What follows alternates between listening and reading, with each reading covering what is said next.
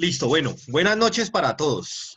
Espero que estén muy bien. Bueno, Ya pudimos superar los imprevistos del día de ayer, por fortuna, y por fortuna igualmente ustedes pudieron participar el día de hoy acá. Bueno, eh, la cosa para el día de hoy está chévere, y está chévere porque hoy vamos a hablar de un tema que es bastante eh, interesante y polémico, y es un poco lo que habíamos hablado en la primera clase, y es lo que tiene que ver con el tema de la objetividad y la subjetividad en las ciencias sociales y en general en el tema de las ciencias. Ahí surgen varias preguntas. Bueno, la primera es que, mmm, ¿qué es la objetividad? ¿Qué podríamos entender como objetividad? ¿Cuál es la utilidad de la objetividad? Eh, ¿Y cómo llegar a eso? Entonces, bueno, la primera pregunta, lo mismo, empecemos a debatirla. ¿Qué entenderían ustedes, desde su propia experiencia y con sus propias palabras, qué entenderían ustedes por la objetividad?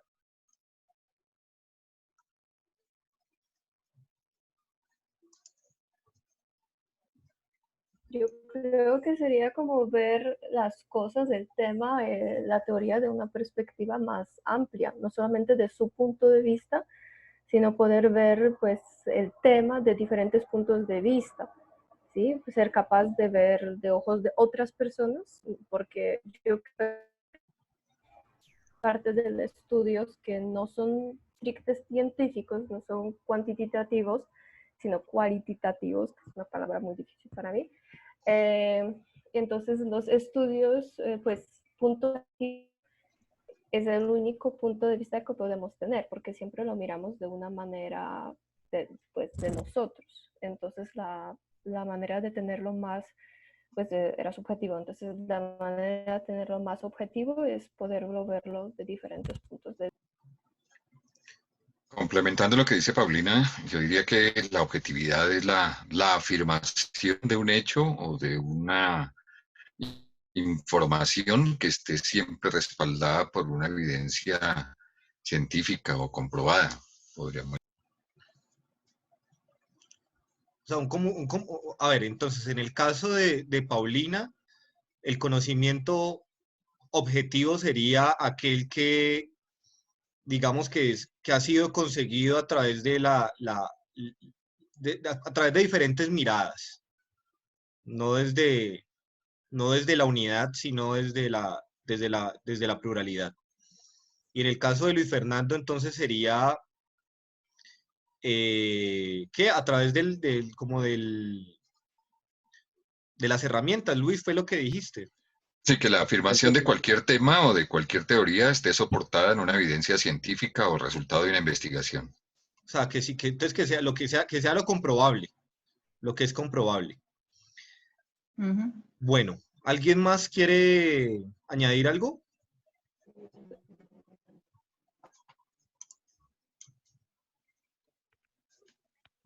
Profe, pues yo que la vista objetiva está enfocada más a uno a estar direccionada de cierto modo a algo muy dirigido específico sin importar de pronto las creencias o las conveniencias personales o individuales de la persona que lo investigue, ¿cierto?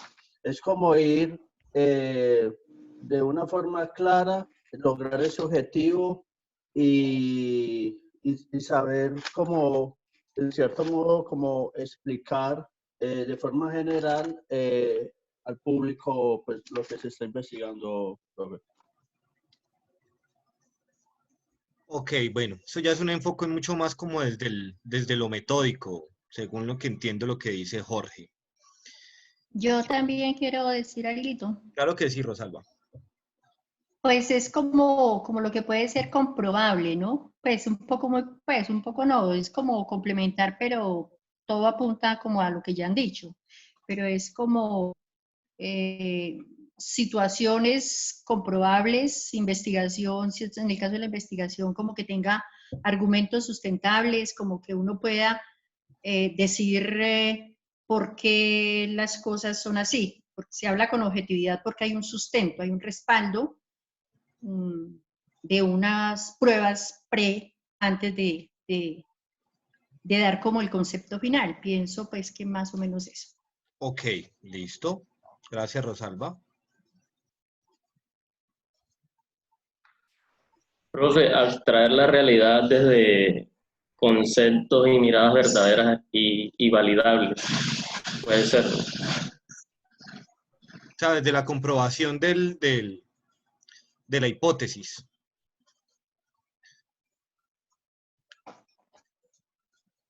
Bueno, ahí hay varios problemas que yo tengo para plantearles. Uno de ellos fue una cuestión que funcionó mucho, y que funcionó mucho desde la antropología, y era el concepto de determinismo geográfico.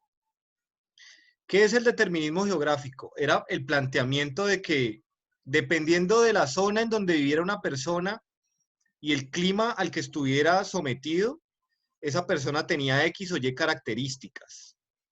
Por ejemplo, que las personas de clima cálido eran mucho más perezosas que las personas del clima frío, o que las personas eran más inteligentes si vivían en clima frío que si vivían en clima caliente. Más alegres las de tierra caliente. Esa es otra cosa, por ejemplo, que la gente de tierra caliente es más alegre y la de tierra fría pues es un poco más parca. Más parca, sí. ¿Y ustedes qué creen? ¿Eso es cierto o es falso? Para mí es, por ejemplo, esto de la alegría es cierto. Los de clima frío son más parcos, Rosalba.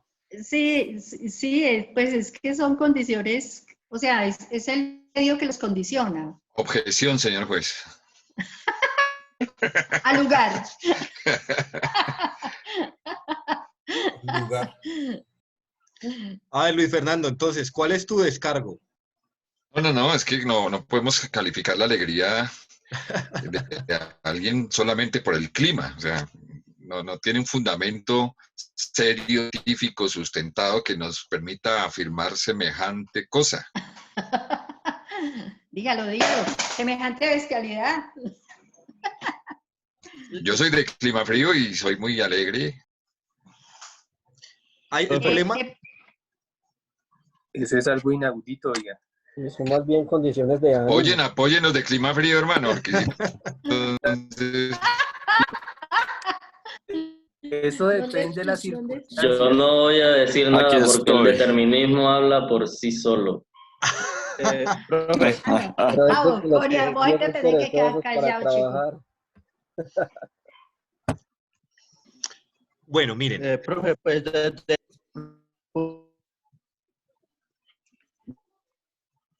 yo soy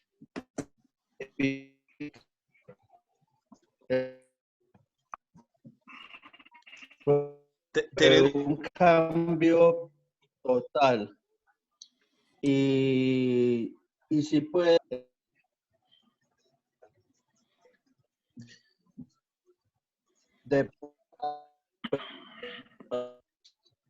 ¿Soy yo el que tiene problemas para escuchar a Jorge? No. No se escucha Sí, cortadito. Sí, se escucha entrecortado, ahora. Jorge. Creo que sí. Ahora. ¿Ya? Creo que sí. Ya, ahora sí. Sí. Profe, no, pues desde lo personal, yo creo que eso sí aporta un poco porque yo viví 8 años en Barranquilla y yo soy de acá de Medellín. Y el cambio cultural, entonces yo creo que en cierto modo sí puede relacionarse en ese sentido. Ya lo que es el otro, eso sí no aplica de ninguna forma. Pero en lo cultural y en como lo alegre de cada región, sí puede influir un poco. Eso sí es un hecho. Sí, yo vengo de un país, entonces sí, eso cambia. Entonces, eres triste.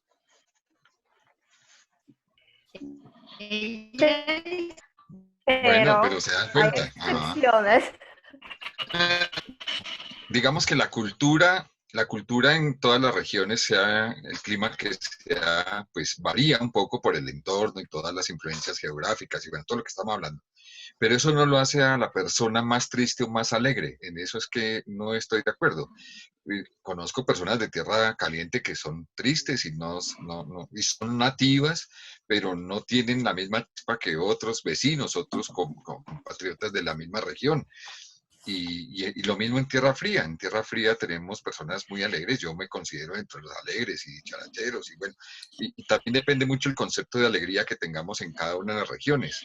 Porque una cosa es alegría, otra cosa es felicidad. Bueno, ahí entramos en un debate de comportamiento humano. Es una discordia semántica. No, ni tan semántico. Yo creo que es un poco más un debate psicológico y un debate de conceptos y argumentos científicos. Sí, pero por ejemplo, Polonia como pues cambia y frío y los días más cortos, depresión. Y esto es, por ejemplo, en Polonia un boom de los suicidios, porque un día dura 6 horas y uno tiene 16 horas, es oscuro, pues no se ve ni sol a veces todo el día porque es nubloso. Entonces, en este caso, por ejemplo, el clima aplica mucho no tanto al temperamento, sino pues el estado de ánimo de hoy, de el estado de ánimo es distinto al concepto de alegría. Yo pienso que sí, de pronto toca es abrirnos un poquitico al tema para dejarlo más claro, porque igual uno también entiende esa alegría de la gente de tierra caliente, también como esa apertura, que la gente es más abierta.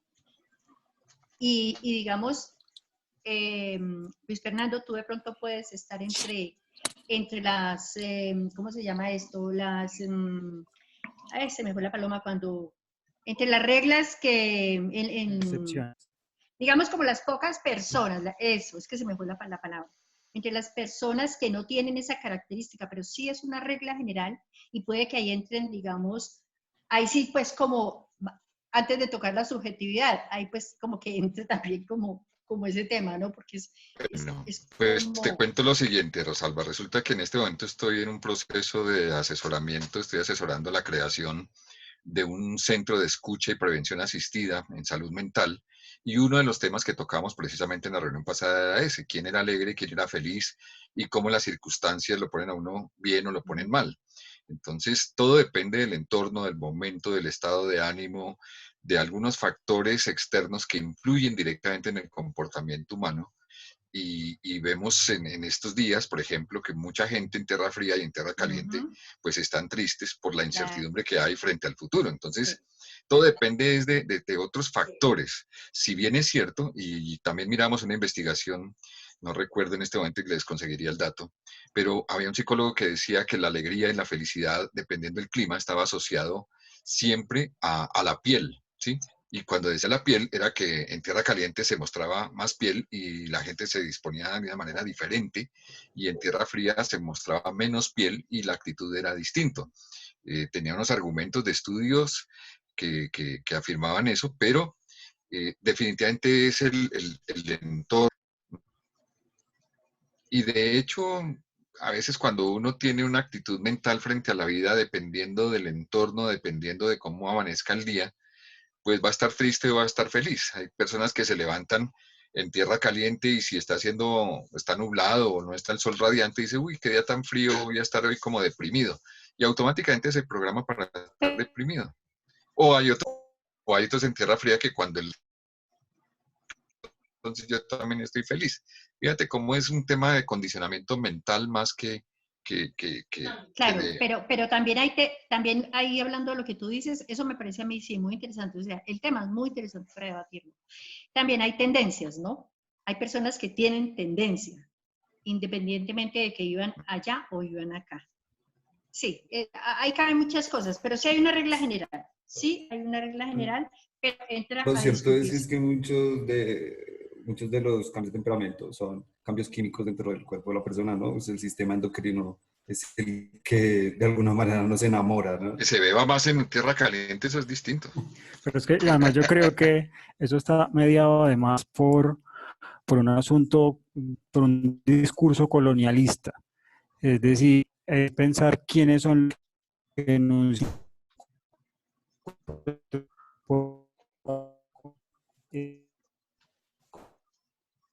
Incluso creo que en esta que lo mencionamos hace un tiempo de los colonizadores portugueses, ingleses, cómo dominaban el cuerpo de los africanos para poder decir que ellos soportaban más trabajo, que el sol los golpeaba menos, que podían cargar más cosas, que podían aguantar un viaje en unas condiciones inhumanas. Y entonces yo creo que todo este tema está asociado también a una legitimación de un discurso colonial. Pues todo está anclado a eso. Ese asunto del determinismo geográfico apunta a eso directamente. Y más cuando con argumentos teóricos claros, por ejemplo, porque para eso también sirvió la antropología biológica sirvió para eso.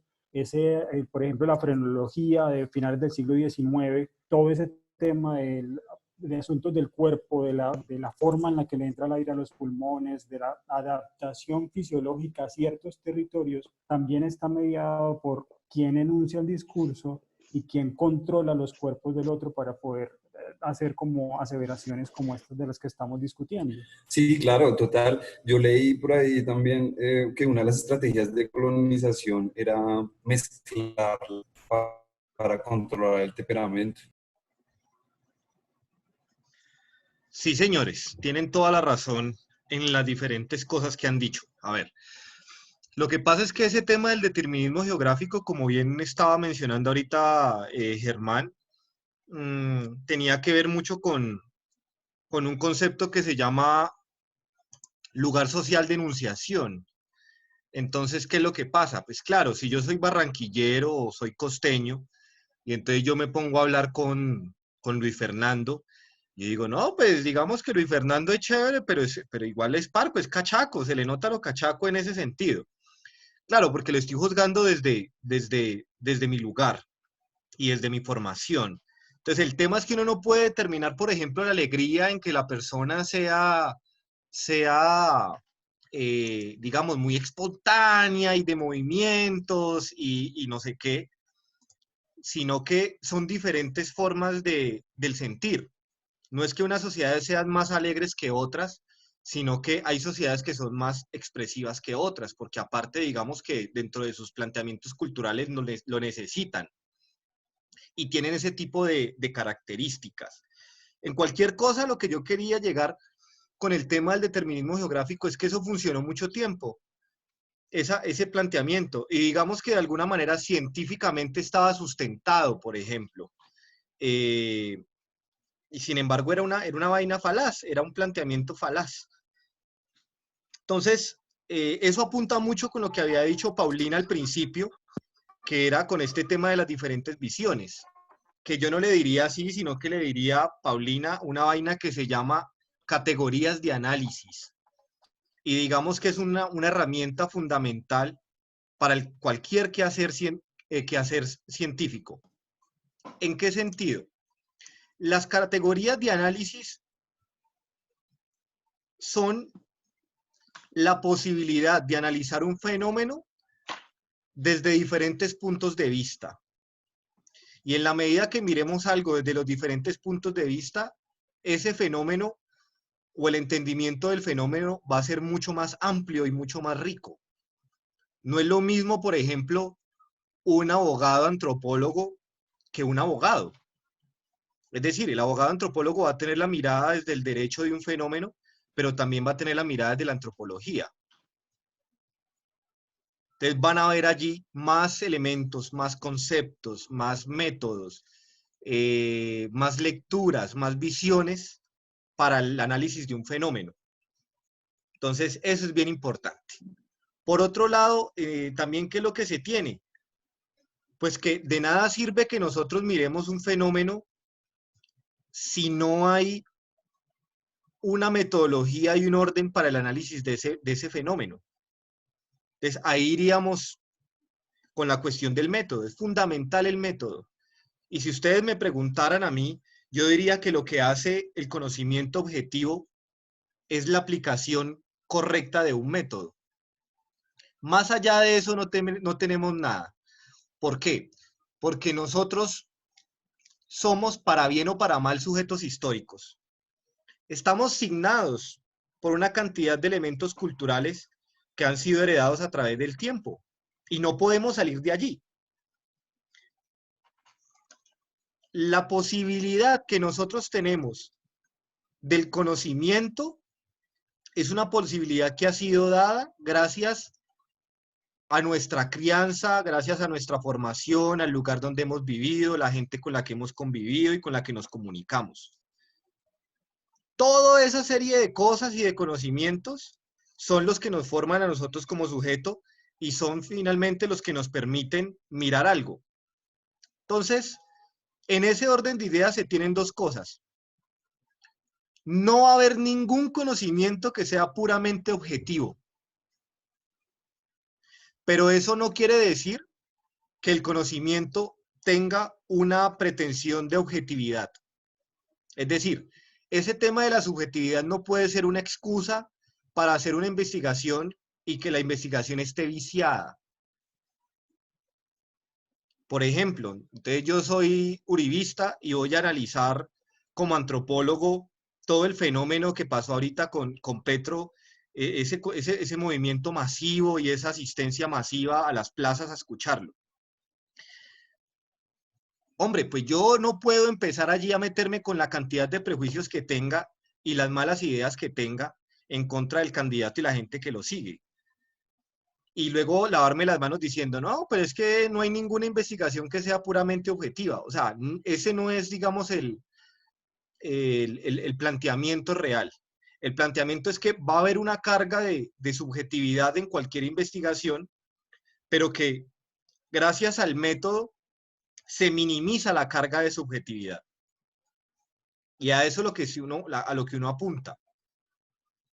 Entonces, es fundamental la aplicación de los métodos de la forma correcta para eso, para llegar lo máximo posible a la pretensión de objetividad.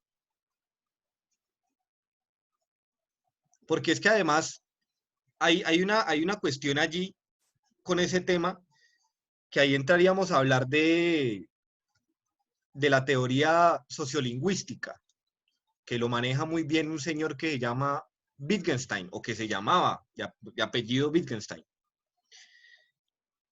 ¿Qué era lo que decía él? Él decía que cualquier manifestación del pensamiento, ya sea de manera verbal, ya sea a través de un cuadro, a través de una obra literaria, de una obra artística, de una carta, cualquier manifestación de una idea, se configuraba como un texto. Un texto es algo que tiene un contenido comunicativo, algo que está diciendo algo. Pero entonces él decía que allí se da una dinámica bien curiosa, y es que cuando yo estoy escribiendo una carta, yo esa carta la escribo con un sentido, es decir, con lo que yo tengo en mi cabeza que quiero escribir. Y escribo la carta, y esa carta al momento de pasársela a Alexandra, a Andrés, a Gino, al momento de leer la carta, ellos la van a leer es a través de su propia configuración histórica. Y es lo que nos pasa muchas veces en WhatsApp, que estamos escribiendo y nos dicen, vení, ¿estás serio? ¿Por qué? No sé, te sentí serio. Pues porque es que usted lo está leyendo con sus ojos, no con los ojos del que lo escribió. Entonces, si partimos de esa teoría de Wittgenstein sobre el texto, ya estamos hablando que cualquier conocimiento va a ser subjetivo, porque va a depender de los ojos que están mirando el fenómeno. o en este caso están mirando el texto.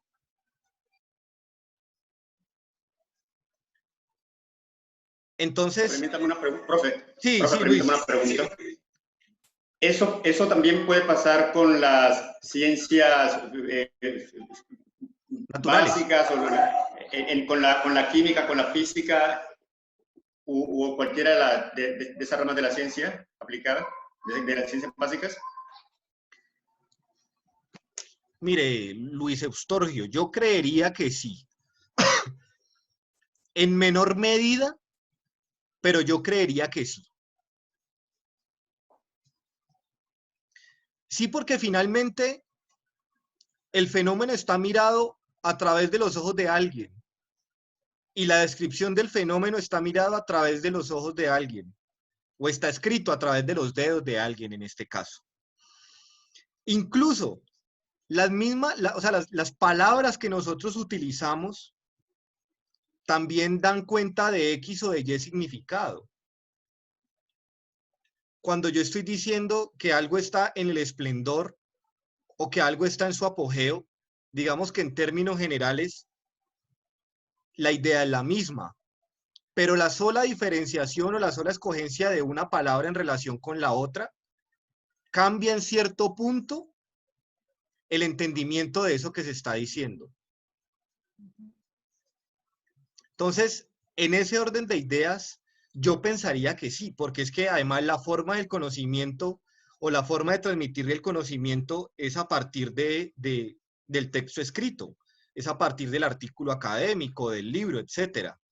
Y ya el tipo de escritura que escogemos, ya eso va a marcar X o Y significado. Y miren que esa vaina es tan cierta que si ustedes se fijan, la escritura académica tiene una propuesta por el lenguaje neutral. Y uno a veces puede tener muchos problemas con eso. Y hablo de mi caso personal. Cuando yo estaba haciendo el pregrado en historia, había un concurso y entonces teníamos que entregar un ensayo. Y ese ensayo iba a ser leído por 2 profesores. Yo mando mi ensayo y uno de los profesores que luego se convirtió en mi director de tesis me dijo: ya leí su ensayo, pero no lo voy a calificar. Le digo yo: ¿cómo así, profe? ¿Y por qué? Me dice: porque usted tiene un problema. Es que usted escribe muy literario. Pues yo me quedé de una sola pieza. Yo le dije: ¿cómo así? Me dijo: claro, yo estuve leyendo ese artículo tuyo y es un artículo que está bien, pero hermano, ese artículo parece un cuento. Yo me la gocé leyéndomelo, pero yo no sentí que ahí hubiera un texto académico, por el tono, por las palabras que usted usa, porque usted deja a veces espacio para la duda o para la construcción desde la experiencia propia del lector. Y en ese orden de ideas, pues, un documento de carácter científico flaquea. Y es un problema que en realidad siempre he tenido. Soy muy malo para escribir artículos científicos porque no tengo esas categorías del lenguaje científico que ahogan por la neutralidad. Entonces, ese solo tema, ese elemento allí del lenguaje, ya nos está determinando una característica subjetiva del conocimiento. Profe. Señora. Es que eso lo veo uno muy claro en los tipos de correspondencia. Si es comercial, si es técnica, entonces, si es de amistad, si es amorosa, pues cómo cambian los lenguajes y cómo lo que se percibe desde cada uno de esos escritos. O sea, no pensar en escribir un texto comercial con un lenguaje como el suyo o como de pronto el mío en el caso literario. Entonces, pues pienso que hay... Ok.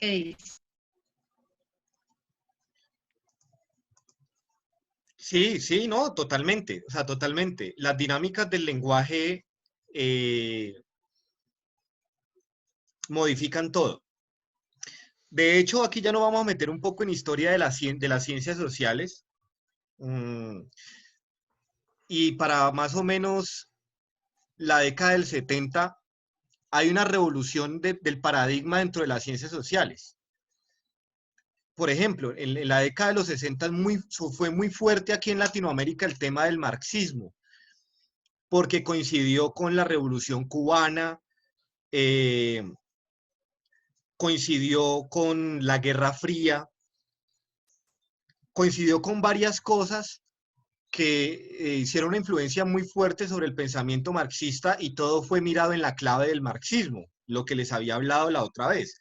O sea, la mirada de cualquier fenómeno era cuáles eran los dominantes y cuáles eran los dominados y cuál era la pelea que se gestaba allí. Todo era en clave de tesis, antítesis, síntesis. Sin embargo, para la década de los 70, con todo, digamos, el auge de los estudios sobre lingüística y los estudios culturales, hay una revolución en el paradigma y se van a dar cuenta, o no se van a dar cuenta, porque es que no es que fuera una verdad. Van a concentrar ya la mirada no en los fenómenos de índole económico, es decir, no planteaban que el centro de los fenómenos sociales era la economía, sino que era la cultura. Y el lenguaje, en la medida que el lenguaje es lo que contiene la cultura. La cultura se transmite a partir de la comunicación y a través de la oralidad, sobre todo. Entonces, ese cambio del paradigma del marxismo a lo cultural se va a llamar el giro lingüístico. Y ese giro lingüístico va a ser una vaina bien loca, porque se va a generar un problema grandísimo en las ciencias sociales. Y es el tema de la relatividad. Por lo mismo, por lo que yo les estaba comentando, en la medida en que un fenómeno está contenido en un lenguaje, el entendimiento del fenómeno va a cambiar. Entonces, el conocimiento va a ser relativo. Y eso dio para muchos problemas, porque se llegó a un punto muy absurdo de la cuestión, y era la carencia de certezas dentro de las ciencias o dentro de las ciencias sociales. Entonces, si yo decía, no, el lente mío es azul, entonces era válido, porque yo estaba diciendo que el lente mío era azul. Y Rosalba iba a decir, no, es rojo, y Alejandro iba a decir, no, es verde. Y entonces los tres colores iban a ser válidos. Entonces las gafas eran rojas, azules y verdes. Y hubo una relatividad dentro de las ciencias sociales muy fuerte por eso. Y es lo que se llama, o lo que tiene que ver un poco con la palabrita posmodernidad. Sin embargo, digamos que la discusión o el debate alrededor de eso avanzó, y se llegaron a ciertas cuestiones, o a ciertas certezas, porque ninguna pretensión científica puede ser científica sin unas certezas previas. O sea, si yo no puedo partir de la certeza de que nosotros estamos determinados por la cultura, pues no tengo en dónde pararme, no tengo para dónde agarrar. Entonces, las ciencias necesitan de certeza, y esa certeza es dada ¿por qué? Por unas verdades reconocidas de la comunidad científica. Y si son verdades reconocidas por la comunidad científica, es porque se determinan que esas verdades son objetivas. No son verdades absolutas, pero son verdades objetivas. Son verdades que sirven para continuar, sobre las cuales tenemos que pararnos. ¿Sí me hago entender hasta allí? Sí, profe, una pregunta entonces.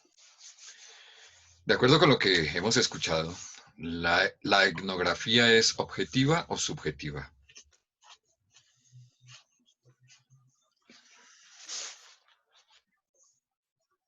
¡Ay, Jesucristo! Yo antes, como sobre lo que acabas de decir, esas verdades objetivas de las que usted está hablando serían los fundamentos de una ciencia. Sí, señora, tal cual. Sí. Bueno, cualquier método, incluso la etnografía, es subjetiva y es objetiva. Subjetiva porque es un sujeto el que está analizando eso. Pero por eso es importante lo que se va a denominar el diario de campo. Entonces, allí es lo que entra en juego lo que he venido diciendo. Y buenísimo que me hayas hecho esa pregunta, Luis Fernando, así te estoy odiando un poquito, porque permite entender la importancia del método. O sea, yo como sujeto puedo decir X o Y cosa, dependiendo de mi ejercicio etnográfico. Pero, entonces, hay otro elemento allí que sería la agenda de anotaciones, digamos, donde yo estoy planteando esas observaciones que estoy haciendo. Y ahí muchas veces lo que se genera, digamos, es, o sea, partamos de la certeza de que la corroboración entre lo que está diciendo el sujeto en su trabajo y lo que consignó en su libreta de apuntes se corresponde. Pero depende así como decía el sabio, depende del prisma con que se esté mirando o el color de las gafas con que se esté mirando, como lo plantea usted ahora. Por supuesto. O sea, nunca vamos a salir del fantasma de la subjetividad. Nunca vamos a salir de eso. Sin embargo, ahí hay una cosa que ustedes vieron en los documentos, y es el tema de la triangulación. De la triangulación, sí. Entonces, esa triangulación igualmente va a ser subjetiva.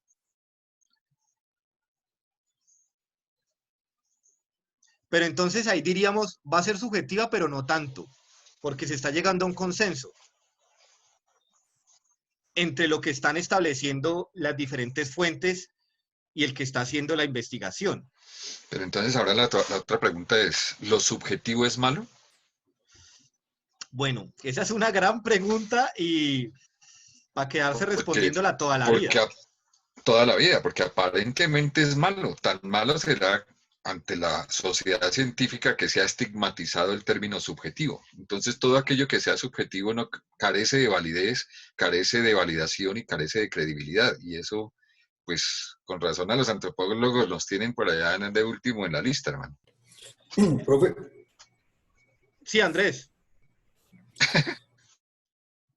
Sí, bueno, descubrí en los textos fue que el conocimiento se basa es como pues en estos grises que hay dentro de las dualidades de los conceptos. Es decir, el conocimiento se divide entre epistemología y la ciencia, ¿no? Y el método científico. El sujeto y el objeto. La racionalidad. Entonces, el ser humano parece que es dual por naturaleza.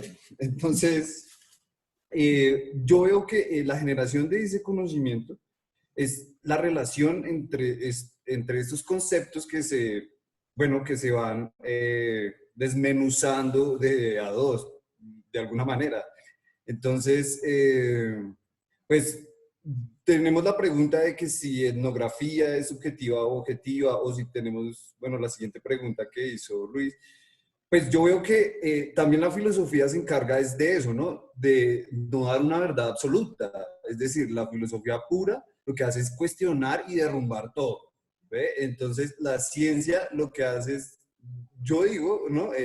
La ciencia es la hermana pequeña de la filosofía que observa la filosofía y simplemente va planteándose sus métodos y sus estrategias. Entonces, para finalizar, pues yo veo que en realidad lo que quiere hacer la epistemología y la ciencia es generar ese conocimiento por medio de esos grises que hay entre un concepto y el otro. Eso es. Bueno, ahí hay varias cosas. Sí, Luis. Profe, sí, ¿cómo darle mayor o menor validez a una rama de la ciencia o un proceso investigativo? Yo pienso que allí lo que debería primar es el rigor con que el investigador formule su metodología.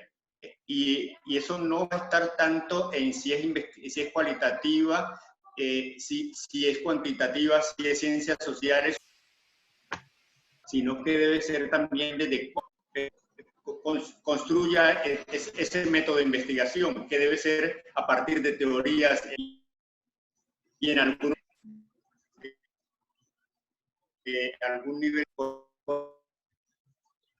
con la mayor rigurosidad, podemos decir así, sin que eso quiera decir que la persona se convierta en un estricto total, pero sí que su actividad de investigación sea, como quien dice, muy seria, muy profunda. Y eso va a estar muy ligada, bueno, desde el conocimiento científico va a estar ligada a la epistemología. Claro, perdón yo veo que en el rumbo didáctico, entonces la finalidad, la consigna de la clase es esa, pues enseñarnos cómo fabricar un marco teórico dentro de uno de estos, bueno, dentro de uno de estos problemas que nosotros hayamos abordado, estas problemáticas sociales, ¿no? Entonces, sí, veo es que lo que vamos a intentar hacer con la epistemología y lograr construir este marco teórico que logre justificar la solución al problema que vamos a abordar. Bueno, voy a intentar entonces retomar lo que dijeron los tres. Primero, entonces, hay un presupuesto de que hay unas problemáticas subjetivas. El problema con la subjetividad, ¿qué es, Luis Fernando? El problema con la subjetividad es un poco que a veces la subjetividad pasa por la opinión y la ciencia no se basa en opiniones, sino en hechos. Entonces, de alguna manera el problema de la ciencia con eso es eso, que lo subjetivo se entiende muchas veces es como del tema de la opinión y deja de lado la otra cuestión, que sería la cuestión metódica.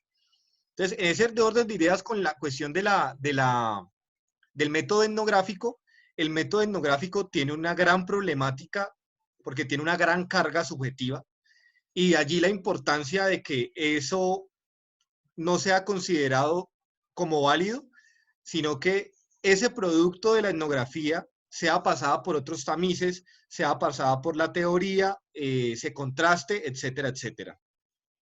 Y el otro elemento allí también importante, que ya empezaría también a hablar un poco lo que está hablando Andrés y Luis, con lo del rigor, es las formas del conocimiento. Para esos problemas de la subjetividad, entonces se han establecido unas formas, y esas formas no son otras que el método científico, y todos esos pasitos que nosotros estamos obligados a realizar cuando hacemos cualquier trabajo. El marco teórico, el estado del arte, la pregunta de investigación, el problema, la hipótesis, los objetivos, las evidencias, las fuentes, etcétera, etcétera, etcétera. Entonces, se ha determinado que una vez se establezca el uso de esas formas, estaríamos quitándole parte de esa carga de subjetividad a cualquier proceso de generación de conocimiento. De allí la importancia de eso. Y eso es tan relevante que esos diferentes pasos no varían dentro del mundo académico occidental. Es decir, es la misma joda, en esencia, lo que le van a pedir a usted en Europa que lo que le van a pedir aquí en América o en Estados Unidos. ¿Por qué? Porque entendiendo que el conocimiento es universal en la comunidad occidental, no nos digamos mentiras. Pero en el entendido de que el conocimiento es universal, pues se supondría que las formas de ese conocimiento igualmente tendrían que ser universales. Para yo validar lo que usted me está diciendo, entonces eso tiene que tener esa serie de elementos. O sea, tiene que cumplir con las formas del conocimiento, las formas que estableció la comunidad científica para validar algo como cierto, como una verdad científica. Entonces, con el tema de la aplicación, por eso es fundamental, que es una cuestión que ya ustedes verían en trabajo de grado 1, entender muy bien cuáles son las características y cuál es el sentido de cada uno de esos elementos de un trabajo de investigación. Y es un problema que pasa mucho. Hay mucha gente que tiene problemas con identificar cuál es el marco conceptual, qué es el marco conceptual. Y peor aún, hay mucha gente que hace el marco conceptual y no ha entendido para qué sirve. O hay personas que no saben formular preguntas de carácter científico. O hay personas que tienen problemas para establecer objetivos. Esos han sido, digamos, temas fundamentales dentro de lo epistemológico, y lo epistemológico entendido como la rama de la filosofía que se encarga de reflexionar sobre el método científico. Es vital que ustedes sepan cuál es el sentido de cada elemento y cómo se construye. ¿Para qué? Para que su documento tenga validez académica.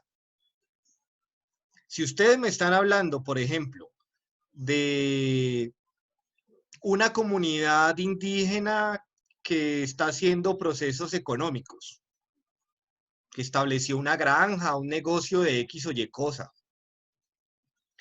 Si usted va a mirar eso como un proceso de subalternidad, pues usted tiene que tener o tiene que plantear dentro de su marco teórico el concepto de subalternidad.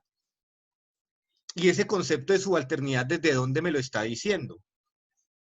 Porque lo que pasa es que sobre los conceptos a veces hay debates.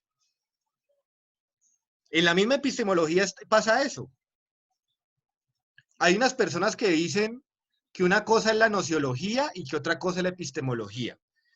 Y hay otras personas que dicen que no, que la epistemología retoma toda la carga de conocimiento de la nociología, la toma para sí, y entonces ya no hablaríamos de nociología y epistemología, sino que ya hablaríamos solamente de epistemología. Y hay otros que van a decir, no, la epistemología solamente se encarga de la reflexión sobre el método científico. Ahí ya hay un debate.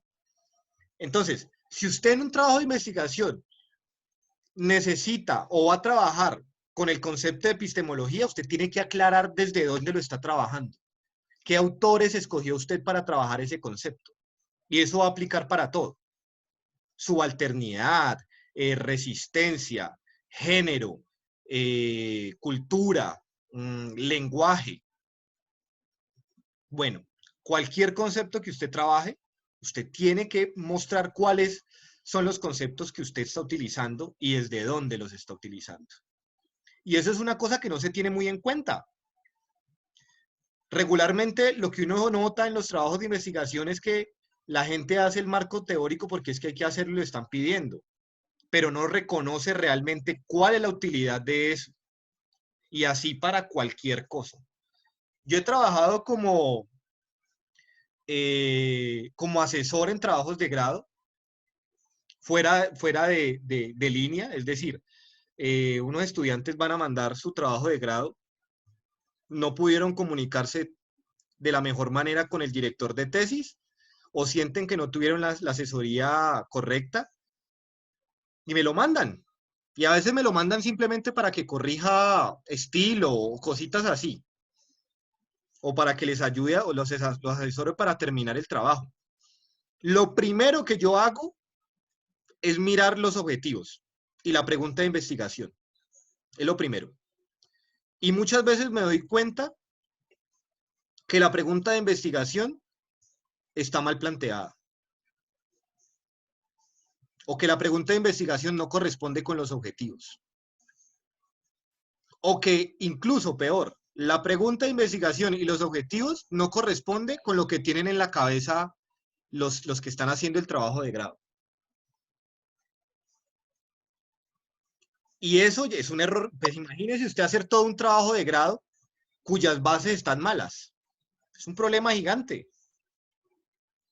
Y eso pasa todo el tiempo. Y pasa todo el tiempo porque no tenemos cuidado con el entendimiento de estas formas. Y ahí no hay nada. O sea, si usted tiene problemas con eso, ahí no hay nada. De hecho, cuando usted le están revisando un trabajo de grado, lo que miran los jueces o los jurados es, bueno, ¿cuál es la pregunta de esta persona? Listo. ¿Cuáles son los objetivos? Listo. Y lo que hacen de ahí en adelante es leer si lo que usted colocó allí se corresponde con los objetivos y con la pregunta. Si usted dice, voy a demostrar que la gallina pone huevos, pues usted tiene que demostrar en su trabajo eso y hablar de que la gallina pone huevos. Pero si usted al final me está diciendo, no, la gallina es un animal, no sé qué, es un ave de tantos a tantos centímetros y pueden volar hasta 23 metros, esa es información que es cierta, pero esa es información que no está correspondiendo con el diseño y está fallando en las formas de ese conocimiento. Usted me está diciendo algo correcto, pero es algo que no es pertinente para lo que usted está planteando. Una pregunta, profe, respecto a lo que está diciendo. Entonces, por ejemplo, la competencia que uno debe tener para realmente formular una investigación, establecer un método, encontrar pues como toda su base teórica, es el pensamiento racional, lógico-racional. Pues en cuanto al diseño de una estructura de trabajo de investigación, claro que sí. O sea, ahí no hay debate de nada, Alexandra. Eso es lo que es y ya, y es invariable. El curso está enfocado en un marco jurídico, ¿no? ¿Cómo, Andrés? El curso o la materia está enfocado en un marco jurídico. ¿O estoy mal, profe? No. Hay unos trabajos de investigación que piden una cuestión más, que es el marco jurídico. Pero es cuando son trabajos de investigación que están enfocados al desarrollo, digamos, de un modelo, de un método o la ejecución de un plan. Y obviamente ese tipo de cosas tienen que estar acordes a una normativa jurídica. Entonces es establecer cuáles son las leyes que cobijan o que afectan, digamos, esa temática específica. Por ejemplo, me imagino que un plan de la construcción, un plan de ordenamiento territorial, que si bien es cierto, el elemento de investigación parece que no fuera lo que quiere, pero también algún plan de acción ambiental o un, ¿cómo se llama? Para obtener una licencia ambiental, un estudio ambiental, de impacto ambiental, requeriría, me imagino, que es esa parte normativa desde lo ambiental, desde qué sé yo, para que pues, pueda sustentar y que se convierte justamente en parte del marco teórico. Claro que sí. Bueno, en serio. O sea, pero te corrijo allí un pedacito, Luis Eustorgio. No hace parte del marco teórico, sino que hace parte del proceso de investigación y de lo que se conoce como el anteproyecto, que son las bases de cualquier investigación. Claro, por ejemplo, les pongo un caso. Usted va a trabajar políticas públicas enfocadas en la prevención de embarazos en adolescentes. Usted dentro de la normativa necesita colocar allí la ley de infancia y adolescencia. Eso tiene un sentido porque usted no puede plantear un plan o una estrategia que vaya a violar esa normativa. Por ejemplo, usted no le puede estar hablando de prácticas sexuales a menores de 14 años. Se mete en un problema gigante. Entonces, ¿sí se fijan cómo cada uno de esos elementos va cobrando sentido? Y eso es un problema en el que fallamos nosotros los profesores de metodología, de investigación. Porque llegamos de una diciendo, bueno, el marco conceptual es esto y esto y esto, y se hace de esta manera. Y bueno, eso está muy bien. Digamos que eso es lo que hay que hacer. Pero está faltando un pedacito. Y es decirle a ustedes, la importancia del marco conceptual es esta. La importancia del marco jurídico es este. La importancia de los objetivos es esta. Y eso me pasó con los compañeros de ustedes de séptimo semestre. Ya estaban a puertas de terminar supuestamente el trabajo de grado. Y ellos no sabían una cosa tan sencilla como la siguiente. en la mayoría de trabajos de grado, cada objetivo corresponde a un capítulo de la tesis. Regularmente pasa eso. Y de hecho es un método para hacer un trabajo de grado. Mi objetivo 1 es este. Bueno, entonces mi primer capítulo es este, para cumplir ese objetivo. Ellos no sabían una cosa tan elemental como esa. Y el problema no era de ellos, el problema había sido del profesor de metodología o el profesor de trabajo de grado 1. Y ese es un presupuesto epistemológico. La epistemología no es solamente botar corriente sobre qué es la verdad y qué es el conocimiento. La epistemología también implica el entendimiento de cada uno de esos elementos de las formas. Que si lo enfocamos con el tema de hoy, todas esas formas contribuyen ¿a qué? A que haya un conocimiento objetivo.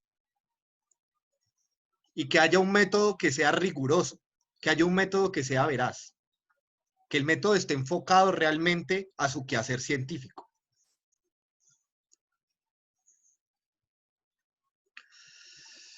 Vamos con algo elemental. Vámonos con el ensayo académico. Un ensayo académico sí o sí tiene que tener introducción, desarrollo y conclusión. Usted tiene que entrar diciendo, a lo largo de este trabajo tomaremos el tema tal, tal, tal, tal, tal, se considera que es esto o que es aquello, y para sustentar esta problemática se han tenido en cuenta estos elementos, tan, tan, tan, tan. Cualquier ensayo académico debe tener esa introducción. Eso no pasa en un ensayo literario.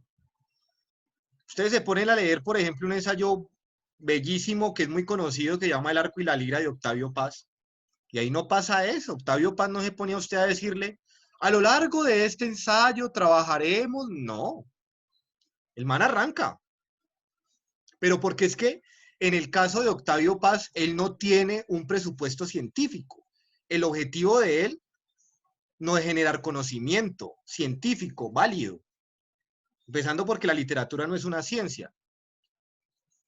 Entonces, Octavio Paz puede arrancar un ensayo como le dé la gana.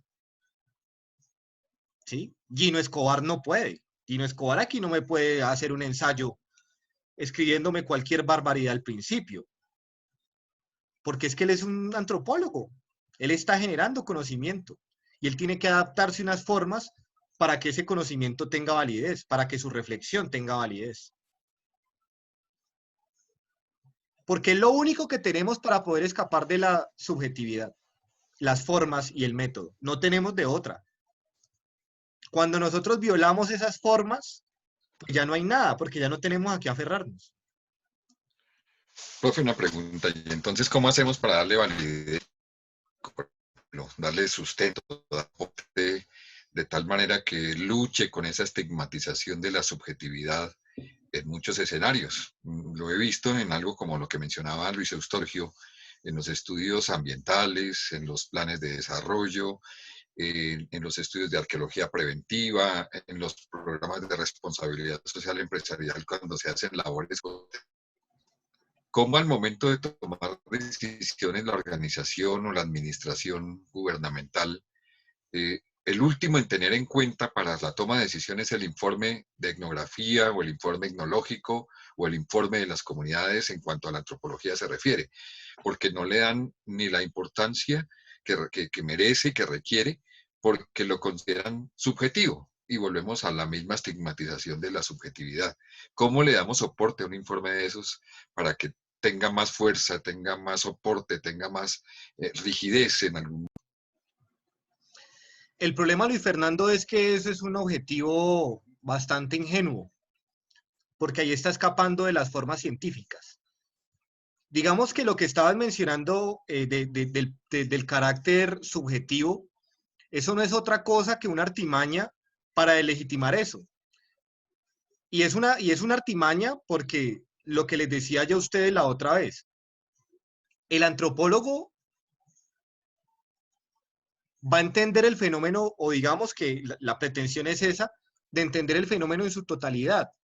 Y él va a poder identificar los diferentes grupos que están allí y cómo se afectan esos diferentes grupos. Cuando hay cualquier dinámica, cualquier intervención en donde hay una comunidad y se necesita el dictamen o el diagnóstico antropológico, ellos saben que ahí va a haber un chicharrón.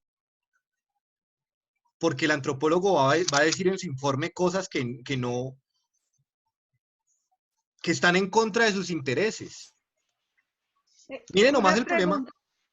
Dame un segundito, Alexandra. Ya te doy el espacio para la pregunta. Miren nomás, Luis Fernando, el tema que está pasando ahorita del doctor Uribe, quejándose porque Parques Nacionales está obstaculizando la construcción en el Tayrona, con todo el tema del turismo. Y Parques Nacionales está obstaculizando eso porque es su deber. Ellos están entendiendo el impacto que generaría en el ecosistema la construcción de cosas y la llegada de gente.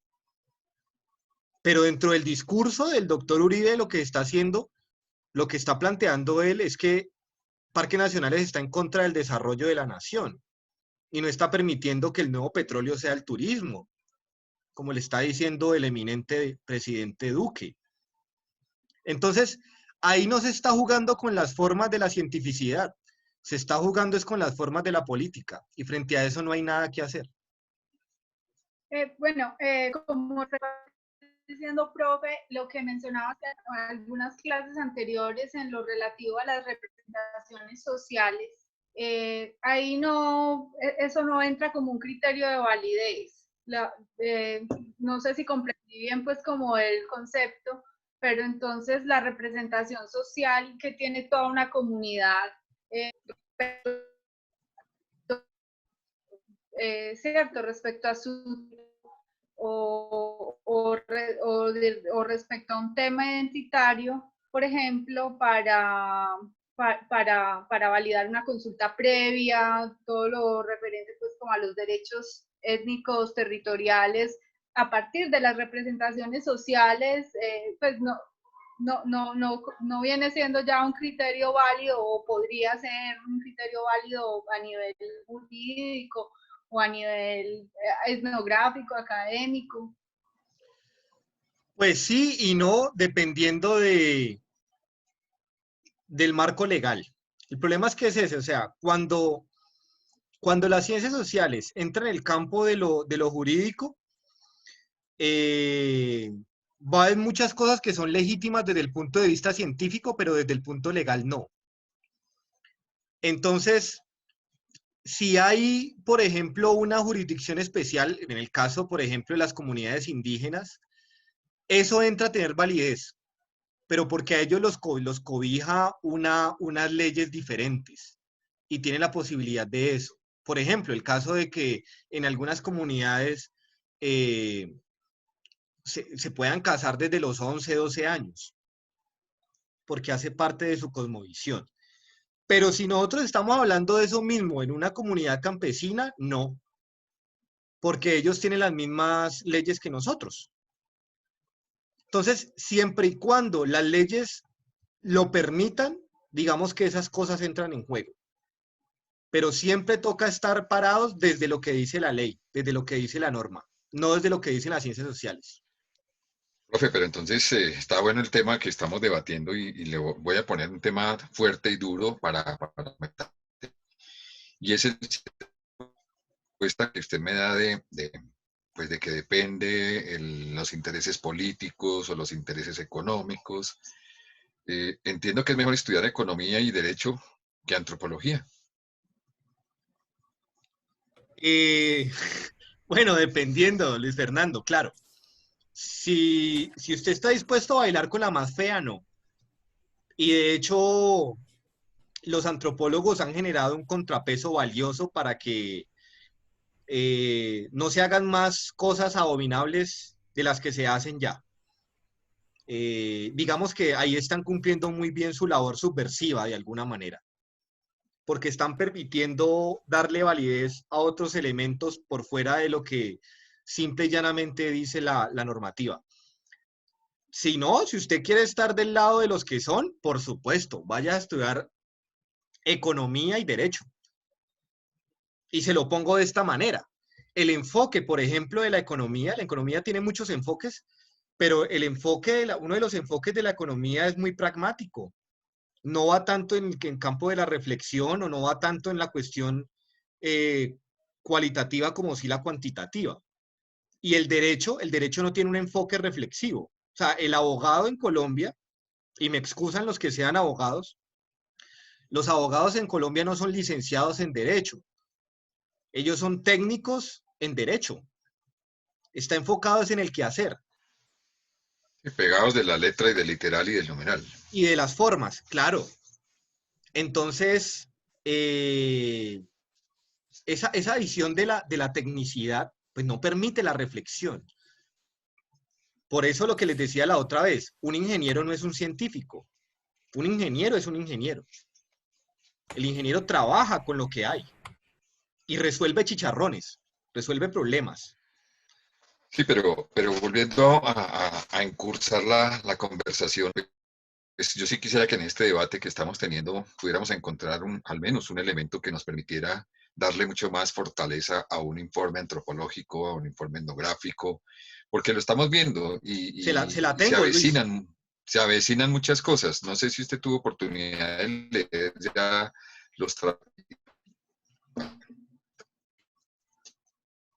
el tema de la epistemología para el desarrollo sostenible.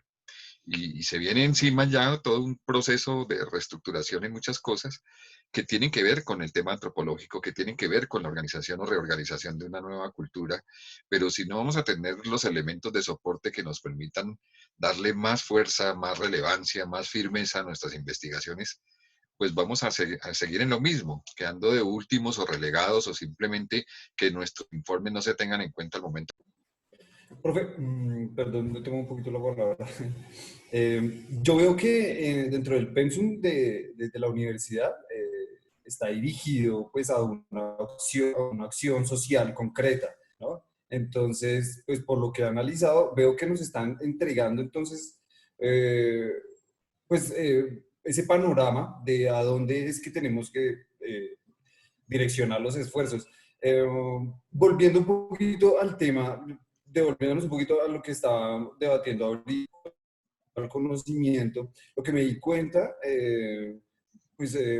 indagando sobre epistemología y ciencia, es que veo que el conocimiento está totalmente capitalizado. Es decir, los últimos pensadores en la actualidad son asiáticos, los que le han dado pues, un nuevo concepto al conocimiento y es la gestión del conocimiento. Entonces, ¿qué están haciendo con el conocimiento? Lo están direccionando pues, es al capital, ¿no? A cómo mejorar los procesos de una empresa, cómo adoctrinar a nuestros empleados. También veo que en estos textos que nos entregaron aquí, están un poquito aislados, no, yo diría muy retirados de la humanidad, porque ninguno de los textos, exceptuando el texto que habla sobre métodos jurídicos, el más largo, hay una partecita pequeña donde se refiere al ser humano. Entonces, yo veo que se refieren al conocimiento, la filosofía y la ciencia se refiere al conocimiento con un concepto muy general, donde no se especifica el sujeto, es decir, y el sujeto pues en realidad es el ser humano. Entonces veo que está muy deshumanizado, de alguna manera es una crítica a los textos, muy deshumanizado el enfoque de conocimiento y de la ciencia también. Y ahora vemos actualmente, y eso desde muy para atrás, es decir, estos conocimientos son milenarios, no de la parte occidental, porque vemos que los asiáticos en realidad ya habían tenido todos estos pensamientos por allá aislados, guardados hace milenios, ¿no? Pero bueno, volviendo un poquito a la actualidad, entonces veo que los pensadores actuales que le están dando un concepto al conocimiento están capitalizándolo totalmente. Nunca vi una referencia de un método para transmitir los conocimientos, un enfoque educativo. Nunca vi un enunciado al respecto. Entonces, complementando un poquito el debate anterior. Ok, Andrés, sí, señor. Muchas gracias por esa crítica a los textos. Me parece fundamental ese ejercicio. Pues bien, la cosa es la siguiente. Luis Fernando, para que ese tipo de cosas no pasen o para que el ejercicio antropológico sea mucho más válido dentro de las dinámicas políticas, pues toca incursionar en las dinámicas políticas. Yo le pregunto a usted en este momento, ¿cuántos antropólogos han estado en el Congreso? ¿Cuántos antropólogos hay que sean senadores o representantes a la Cámara? ¿Cuántos antropólogos están cuántos antropólogos hay diputados o concejales? Para poder que la antropología o para poder que el conocimiento antropológico tenga una función social mucho más relevante, para que no se quede en charlas de universidad, toca quitarle el carácter auxiliar que tiene dentro de las dinámicas del Estado. Y esa es una cosa que es muy complicada porque, y lo hablo en el caso de las ciencias sociales en general, somos muy apáticos. Nosotros nos quejamos de todo, sabemos que todo está mal, incluso sabemos por qué está mal y cómo debería o cómo sería estar bien, pero nos quedamos simplemente en la queja. El siguiente paso y una de las obligaciones, digamos, morales o éticas que nosotros tendríamos como cientistas sociales es la participación política. Es fundamental. Sí, y eso lo vemos, dame un segundo, Luis, y eso lo vemos con el tema de la representación. El congresista que fue deportista, pues va a crear leyes para los deportistas. Y el congresista que fue médico va a crear leyes para los médicos. El congresista que es antropólogo, pues va a hablar sobre los antropólogos y sobre las ciencias sociales. El caso es que o sea, para nosotros no. Nosotros nos quedamos metidos en la academia y de allí no queremos salir. Y cuando salimos es porque nos contrataron para X o Y cosita. Para hacer, o sea, para seguir un carácter auxiliar. Les comparto un poco la experiencia personal. Ya te doy la palabra, Luis Eustorio, qué pena. Les cuento un caso personal y es que en mi proceso de consultoría y asesoría en temas de responsabilidad social y específicamente que me corresponde hacer las investigaciones y los acercamientos con las comunidades para visualizar varios impactos y varias cosas, como en los primeros contratos viví lo que les acabo de contar. A partir de los terceros, cuartos contratos que se tuvo, se incluyó una cláusula en el contrato. Y es que para las decisiones se tenían en cuenta los informes de responsabilidad social o antropológicos que en caso de no respaldarlos, validarlos o no darles la importancia, se escalaba en temas de comunicación a la comunidad en general, a través de medios de comunicación. Y entonces ahí ya la cosa se puso un poquito más complicada para quienes tomaban la decisión, porque estaban jugando entre los intereses económicos, pero también entre los intereses reputacionales de la organización. Y fue la única forma en que yo pude hacer valer los informes dentro de una junta directiva al momento de una decisión para que pudiéramos balancear el asunto. Yo en ningún momento estaba diciendo que lo que yo dijera era lo que se tenía que hacer, pero que sí se tuviera en cuenta al momento de balancear el proceso de la decisión.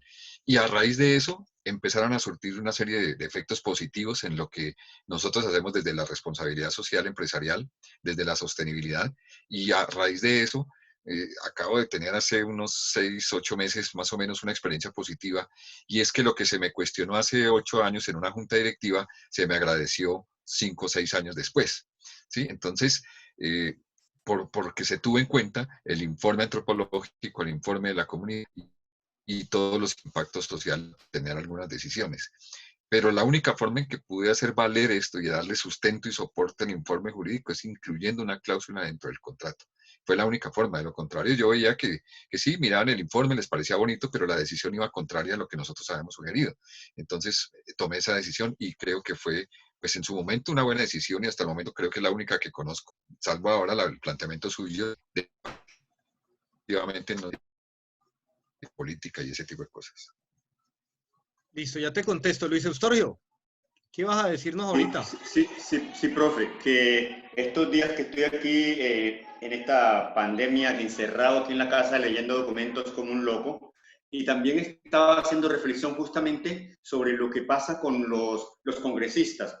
Del Chocó sale en los últimos tiempos uno que van a calentar pupitre, a dormir y a dar el pupitrazos, pero es porque ellos cuando los eligen con un dinero que alguien les da, muchos postales, y compran votos a 100.000, 150.000 o 2.000 o 200.000 pesos. Entonces, ¿cómo hacer que desde las ciencias sociales y otras ramas de la ciencia haya mayor incidencia, lo que usted está planteando, de personas, además de tener compromisos que estén, digamos así, altamente calificados en su línea de formación para que realmente esas leyes, todo ese que hace ese andamiaje del desarrollo político esté transversalizado por un proceso de conocimiento bastante crítico?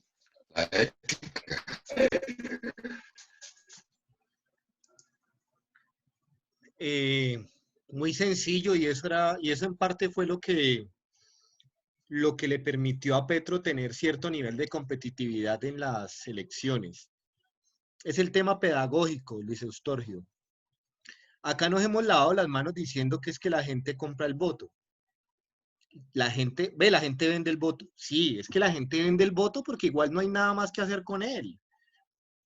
O sea, porque el no venderlo tampoco representa nada. Y no representa nada porque no sabemos llegarle a la gente. Volvemos a la misma crítica, o vuelvo a la misma crítica. Nosotros somos excesivamente academicistas, y ese academicismo es un término de una connotación negativa.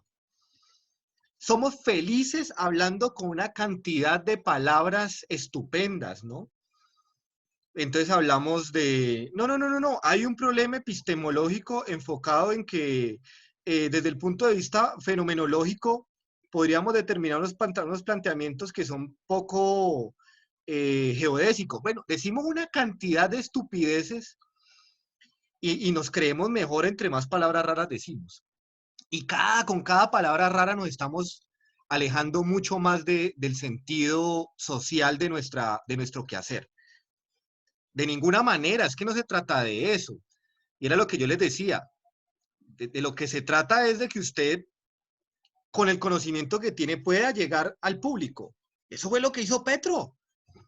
Petro llenaba las plazas porque empezó a contarle a la gente cómo es que era el cuento. Y empezó a explicarle una cantidad de cosas. Y Petro no estaba hablando de los problemas económicos a nivel macro, sino que le estaba hablando a la gente del gota a gota. ¿Hacía cuánto tiempo un candidato, un político, no hablaba del gota a gota? Él estaba hablando de su realidad económica cercana, y la gente logró tener identidad con eso que estaba diciendo Petro, que de hecho es un tipo que habla muy aburrido. Petro es muy aburrido. Pero estaba diciendo cosas que para ellos eran interesantes y lograban entender.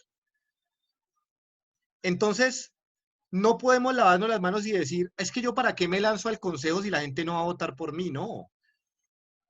El tema es que usted tiene que hacer pedagogía y usted tiene que hacer que su discurso le llegue al otro. Si usted no es que hay capacidad de hablar de temas antropológicos con la señora de las paletas, como me pasó a mí, pues hay algo malo que tenemos que empezar a reevaluar. En estos días yo estaba comiendo después de la clase con ustedes y mamá me preguntó, ¿y qué es lo que es la epistemología?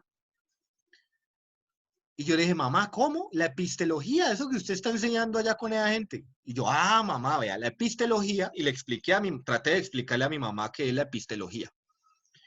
Eso no pasa, y a nosotros no nos pasa eso por la cabeza, ¿sí? No tenemos esta serie de discusiones que son tan interesantes con la gente de a pie, de explicarle un poco al otro cuáles son los problemas que tiene. Y con un lenguaje humilde de nuevo, ¿no? Porque no se trata de decirle al otro, es que usted está equivocado, usted está enajenado, es que usted es un subalterno, es que usted de esas vainas no sabe. No. Y usted pertenezco al positivismo, estar en el constructivismo. Exacto. Entonces, nosotros tenemos una obligación pedagógica. Eso que nosotros sabemos tenemos que hablarlo con el otro y tratar de abrirle los ojos. Yo siempre hago el mismo ejercicio en épocas electorales. ¿Usted por quién va a votar y por qué? Con los taxistas, con el señor que me vende los cigarrillos, que llama Jaime. con cualquiera, y empezar desde allí a hacer la reflexión, no para tratar de convencer al otro, sino para tratar de generarle mejores argumentos. Vote por el que quiera, pero por las razones correctas. Y eso es lo que yo trato de hacer. Nosotros no hacemos eso. Nosotros estamos metidos leyendo unos libros horribles, estamos leyendo a Levi Strauss, ¿sí? Estamos leyendo a Malinowski y metidos en la pieza y ya. Y de ahí nos vamos para la universidad a hablar caspa y a publicar cosas súper interesantes y darnos las de intelectuales.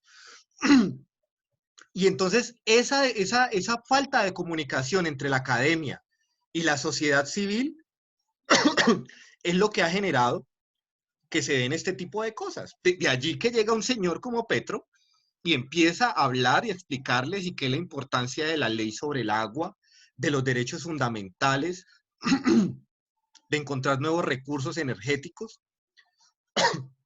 pero en términos que la gente entienda, le va a decir, o sea, él le está diciendo a la gente, mire, es que, discúlpenme. Le hace falta un café y un cigarrillo. Me hace falta más por y malta. Denme 5 minuticos. De fumar, profe, eso sí.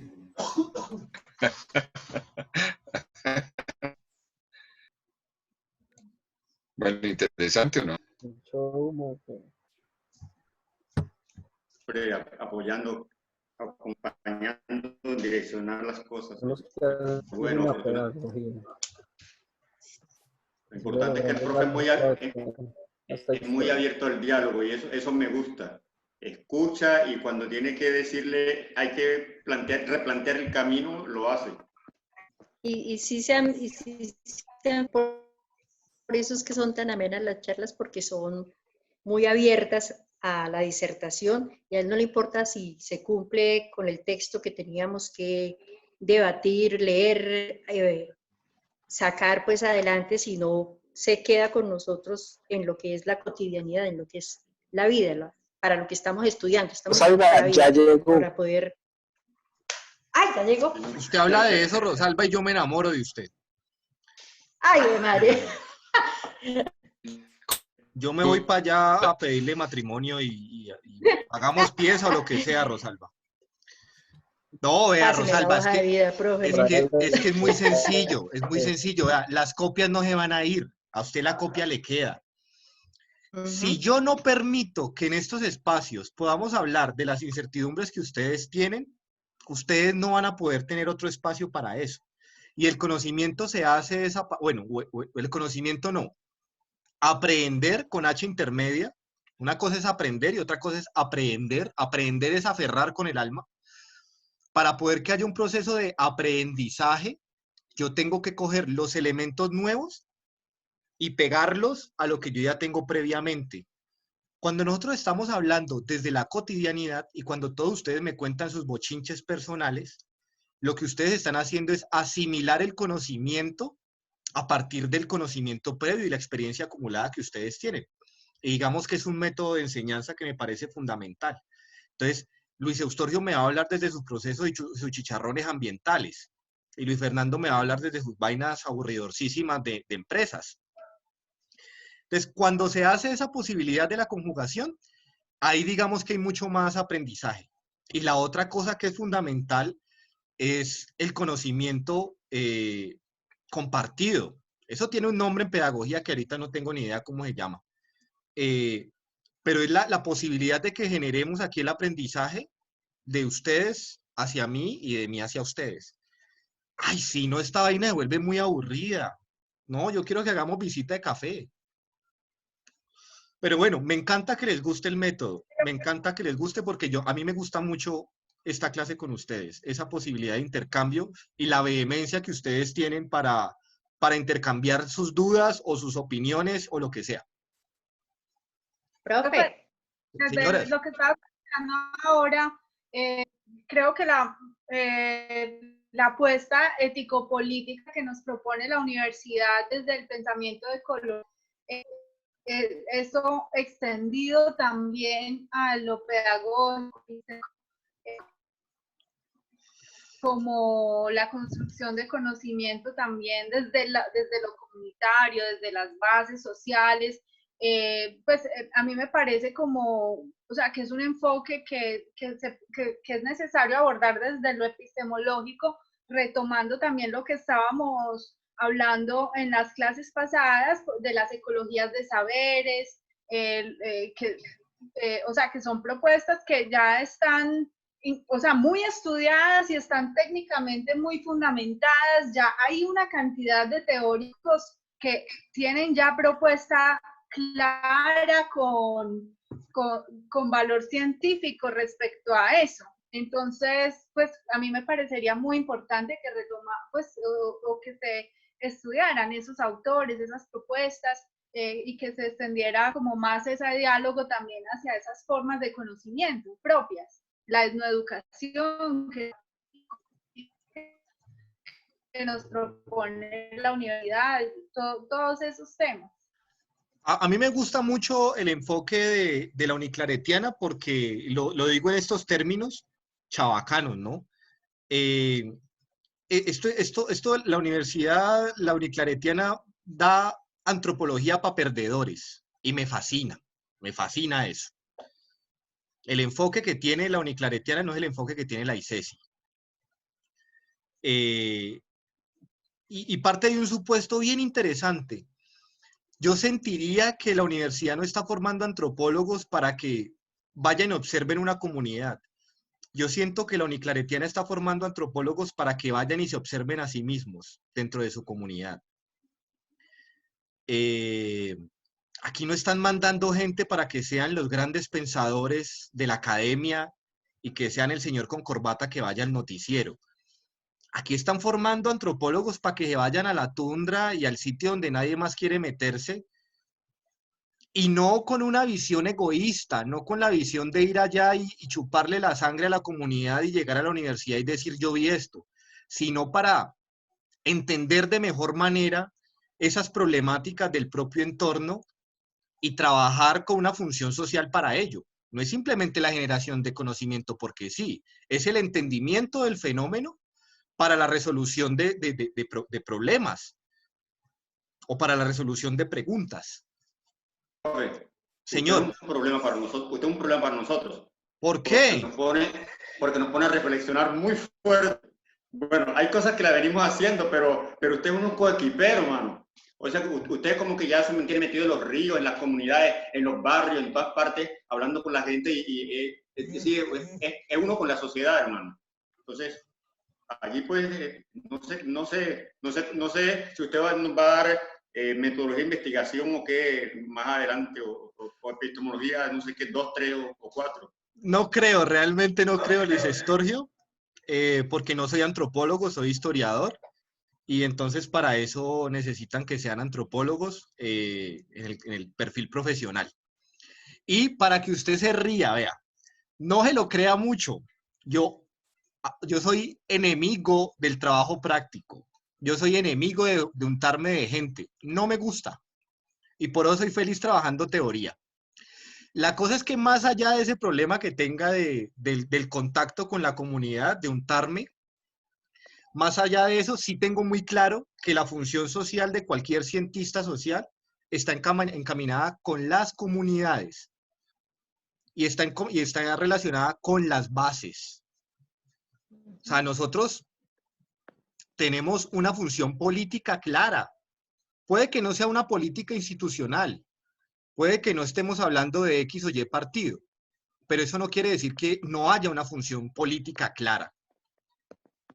¿Cuál es el tema allí? El tema es de la rebeldía, el tema es de la conciencia, el tema es de la crítica de las condiciones sociales y económicas, la crítica del sistema económico, el entender que las cosas no están bien y que nosotros como historiadores, como antropólogos, como sociólogos, debemos tener una obligación moral, una obligación ética, perdón, para intentar transformar esas condiciones.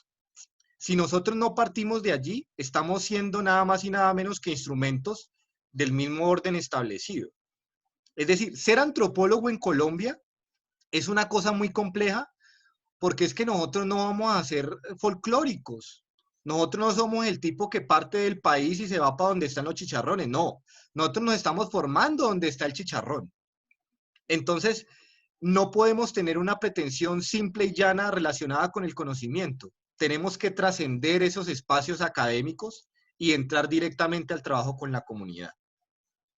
Y eso implica lo que estabas diciendo ahorita, Alexandra. Claro, no es solamente que ustedes se formen en materia científica, no es solamente que ustedes adquieran herramientas metodológicas o teóricas.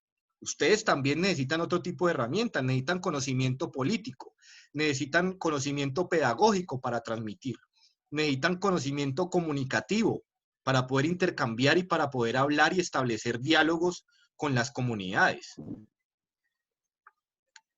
Hay que preguntarse, y hay que preguntárselo todos los días, ¿antropólogo para qué y antropología para qué? ¿Yo para qué me meto en esta vaina? ¿Qué es lo que yo quiero hacer y desde dónde y cómo puedo hacerlo? ¿Qué recursos tengo yo? ¿Para qué diablos me estoy leyendo yo estas copias? Me pareció fundamental lo que dijo Andrés ahorita.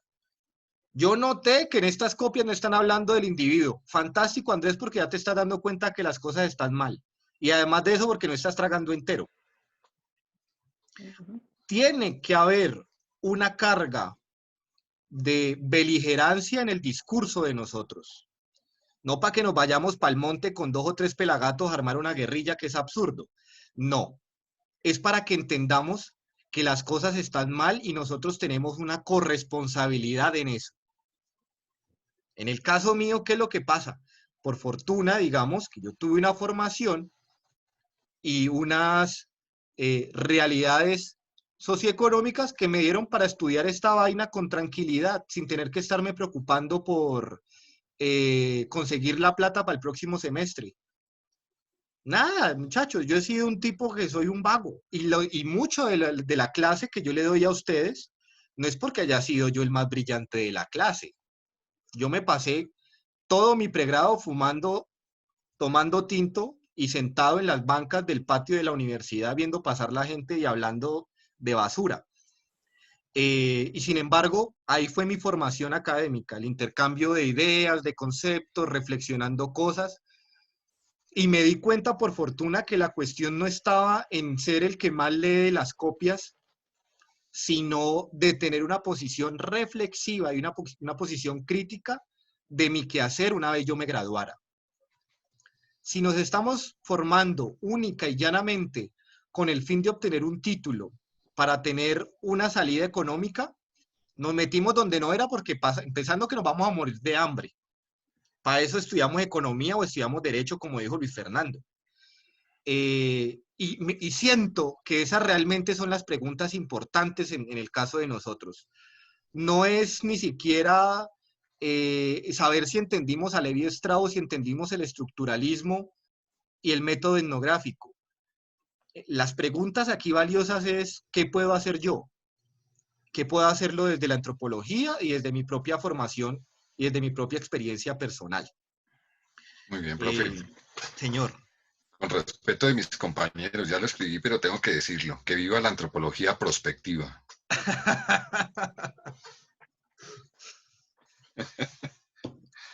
Vea, lo entiendo perfectamente porque yo estudio una de las historias más inútiles que hay, que es la historia intelectual. Esa vaina no sirve para nada, pero a mí me parece profundamente valiosa y digamos que para el ejercicio docente es chévere. Hombre, José Eustorio, Luis Eustorio, mi papel es dañarte la cabeza, por supuesto. Que cuando vayas a sentirte relajado digas, pero ¿verdad que este man nos puso la vara como alta? ¿Verdad que este man nos dañó la cabeza y nos mandó a volvernos útiles con nuestro conocimiento? Profe, es que me gusta, ¿por qué? Porque pues, mis otras materias son muy buenas, pero yo aquí tengo la oportunidad de pensar en mis locuras y decirlas, y no es problema que yo diga que pues es posible que esté repitiendo un discurso, que en el proceso de esclavización más de 25 millones de negros fueron trasladados en el proceso y que la mayor parte murieron o se murieron de hambre, se murieron en el paso, y no que eso sean nimiedades. Que yo pueda decir también que aquí en este país no solamente hay 3 o 4 millones de negros, sino que hay más de 8 o 10, pero que también los pueblos indígenas, así como los negros construyeron esta nacionalidad, también los pueblos indígenas fueron rebeldes desde el principio, que llegaron esclavizadores, y eso tiene que pasar en todas las clases, en epistemología, en historia o en pensamiento claretiano. Sí, señor. El conocimiento realmente es uno solo. El conocimiento es uno solo. Y reitero, yo no sé si estos videos los vayan a ver y luego me vayan a regañar porque me voy mucho del sentido. Pero lo que yo les decía a ustedes, las copias no se van a ir, las copias van a quedar allí. Y en cualquier momento uno tiene la posibilidad de volver a ellas. Aquí lo importante es el intercambio de ideas y que ustedes tengan nociones, digámoslo, esenciales sobre el sentido de la materia, pero que más allá de eso haya la posibilidad de reflexión. En la medida que hay reflexión, hay construcción de conocimiento. Yo no puedo pretender que ustedes son sujetos pasivos que vienen aquí a adquirir una serie de nociones y se van a dormir y listo. Sino que aquí hay una serie de elementos que son dignos de debate, que ustedes tienen unas ideas previas sobre ellos, porque además ustedes son personas que ya tienen cierta edad, y por lo tanto está la posibilidad del debate. Y eso hay que hacerlo. Y les garantizo que al final de la materia, lo ateniente a lo que es la epistemología, lo van a tener muy claro. Y que son 2 o 3 cositas muy básicas. Y más allá de eso, vamos a tener ahí como una cantidad de debates y de temas allí mencionados y discutidos bastante fructíferos, y que les va a contribuir a ustedes incluso en la formación general como antropólogos. Y digamos que esa posibilidad me satisface mucho, más allá de que ustedes se vuelvan los duros en epistemología. Pues, no sé, digamos que esa es mi visión. Bueno, digamos, vamos a tratar Está rompiendo paradigmas, profe, porque ocurre que epistemología es un coco, y un profesor que enseña epistemología bailando, jugando con la gente, está rompiendo paradigmas, ya son nuevos modelos, nuevos paradigmas en pedagogía, epistemología. Totalmente de acuerdo, José Eustorgio. Bueno, ojalá que sí, porque a mí ya me dijeron que aquí cada año cambian de profesor de epistemología porque no dan pie con bola. Que ustedes son muy jodidos, compañeros. Yo creo que es más bien eso. No, pero está muy bien que ustedes sean críticos con los profesores. Bueno, volvamos entonces otra vez al chicharrón por la objetividad. Me gustaría que ustedes, ya con todo lo que hemos discutido, me dieran como su concepto o su opinión personal alrededor del tema de la objetividad en la ciencia. ¿Está clase objetiva o subjetiva?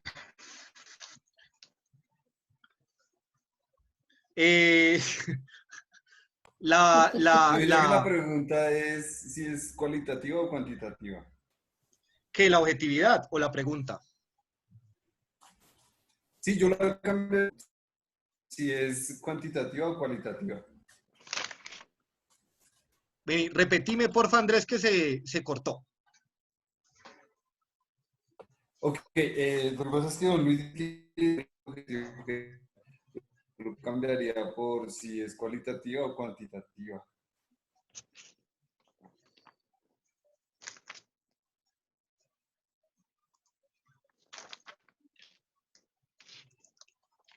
No.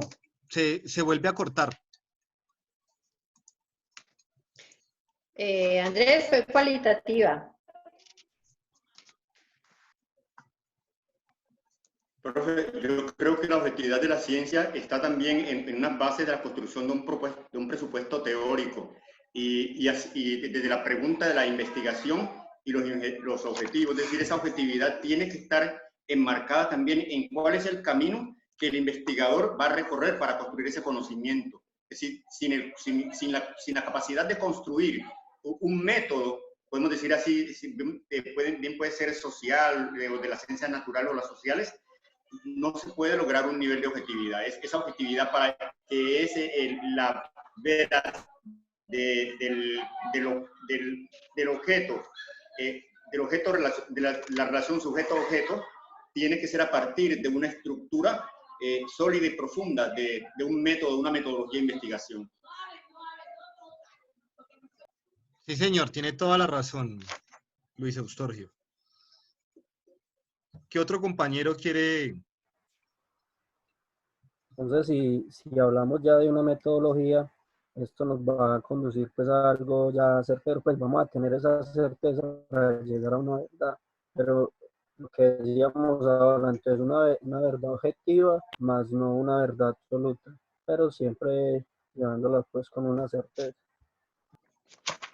Sí, exactamente. Digamos que ya en términos de proceso de gestión de calidad, que esa carga de objetividad se acerque lo más posible al 100%. Yo diría también que la objetividad está asociada con la coherencia que mantengamos con el paradigma de investigación que hemos elegido según nuestros propósitos. Si yo, por ejemplo, estoy parada sobre un paradigma ultrapositivista y evolucionista, no podría estar diciendo que estoy en una perspectiva de colonial y que estoy, pues sí, eso sería falso. Es decir, ahí no hay ni un nivel. Apuntando mucho a lo que está diciendo también Luis. O sea, yo escojo mi paradigma, me paro en él, reviso la bibliografía, la construcción teórica que hay, recojo los conceptos y fundamentos para el trabajo según el propósito que tengo, estableciendo un nivel de verdad. No voy a, no, cuando yo esté trabajando para una empresa minera, no voy a decir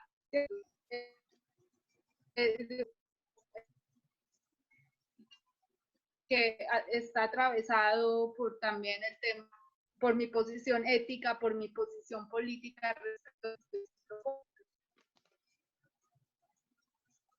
Creo que Alexandra ha dicho una frase muy importante y es el tema de la coherencia. Sí. Ahí se fundamenta, creo que mucho de lo que hemos hablado hoy aquí. Sí, una cuestión de correspondencia, exactamente. En cuanto yo tenga claro cuál es la mirada sobre la que yo me baso, cuál es, digamos, la corriente teórica sobre la que yo me enfoco, yo tengo que ser muy claro que tiene que haber una correspondencia con el método. Yo no me puedo aspirar a un objetivo que se escape de la mirada de la que yo me estoy basando. Claro, eso es esencial, la correspondencia, claro que sí.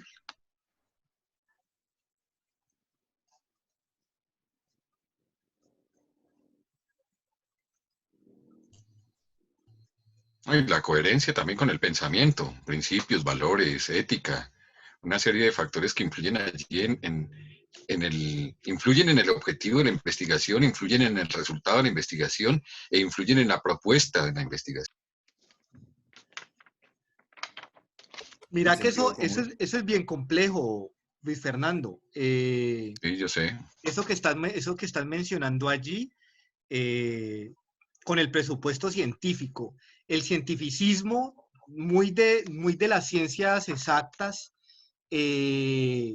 y una de las críticas que están relacionadas con el tema de la subjetividad es justamente eso. De alguna manera ellos intentan desconocer su humanidad dentro del proceso de investigación. Y me parece que eso es bastante problemático. Y yo diría que es una de las virtudes de las ciencias sociales, que, digamos, hasta cierto punto, hay un reconocimiento de la importancia, o al menos de la afectación de la humanidad, del carácter humano, en ese proceso. Es que el que está allí mirando las cosas es alguien que le da hambre, que tiene problemas con la esposa o el marido, que tiene deudas, que tiene hijos, en fin. Y eso de alguna manera influye dentro de todo el proceso.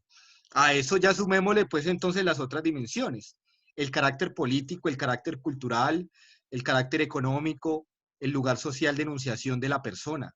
Todos esos elementos van a confluir dentro de ese proceso, claro que sí.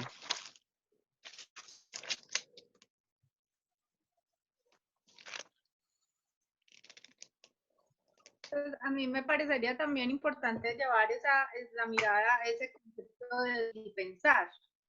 que de hecho ahí entre el material pues, que no lo hemos trabajado en clase, hay un video muy bonito que de este asunto del sentir pensar.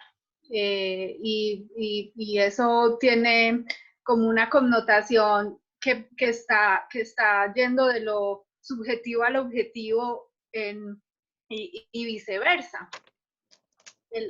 La sola construcción semántica de esa palabra ya nos está invitando como también a otras formas de observación, de escucha, de investigación. Sí, señora, ese pensamiento, valga la redundancia, sentipensante, es la posibilidad de poder conjugar esa dimensión sentimental o emocional con la lógica. O sea, cómo se configuran allí razón y sentido. Y me parecería que, digamos, que sería una apuesta epistemológica bastante importante y valiosa.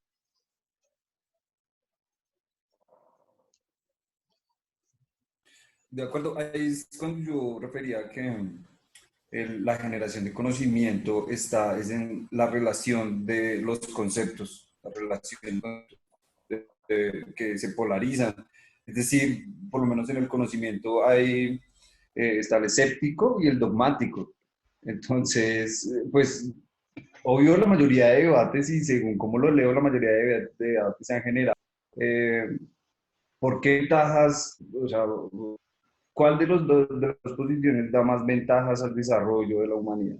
Más que cómo pueden trabajarse juntos los dos conceptos. Y también, pues, con lo que concluyen los filósofos y científicos es que la relación de estos conceptos es lo que permite la generación de conocimiento. Y pues yo lo veo, pues, lo veo plasmado en la teoría del campo unificado, ¿no? Pues no es que yo sea muy estudioso sobre la física cuántica, ¿no? Pero ese es un ejemplo, pues, que muy diciente, ¿no? De cómo en realidad el conocimiento se genera en estos grises que hay dentro de la polarización de los conceptos.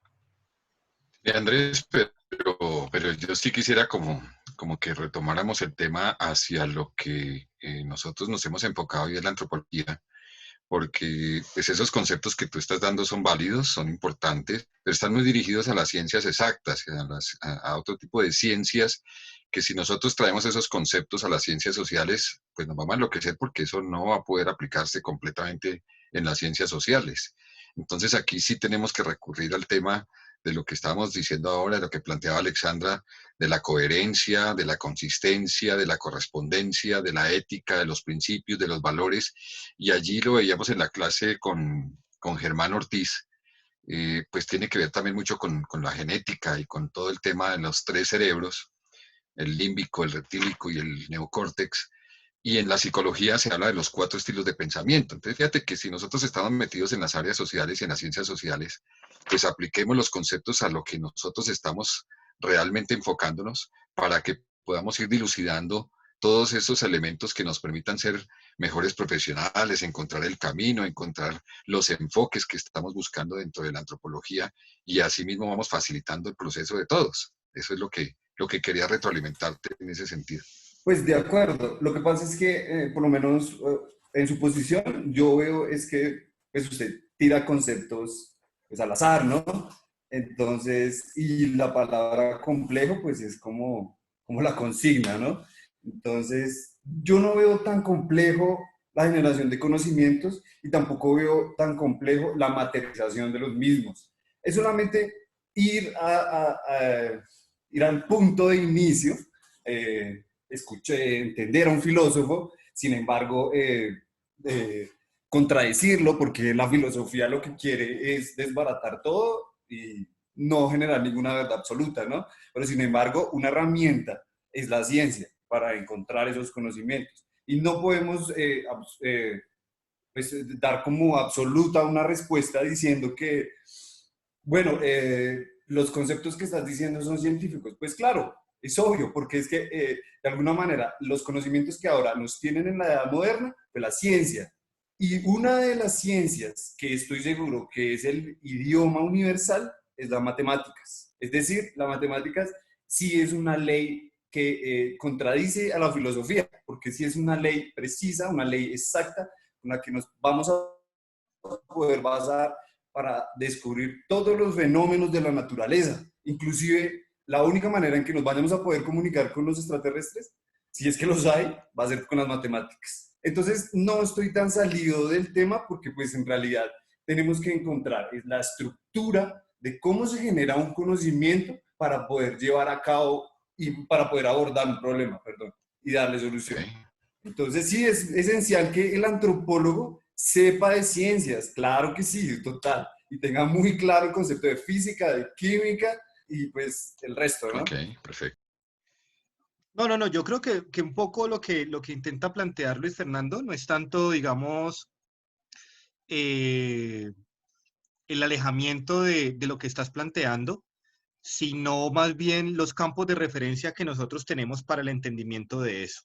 De hecho, uno de los problemas más grandes que tenemos es lo que estás mencionando, Andrés, y es la distancia que tenemos dentro de para el manejo de los conceptos de las ciencias exactas.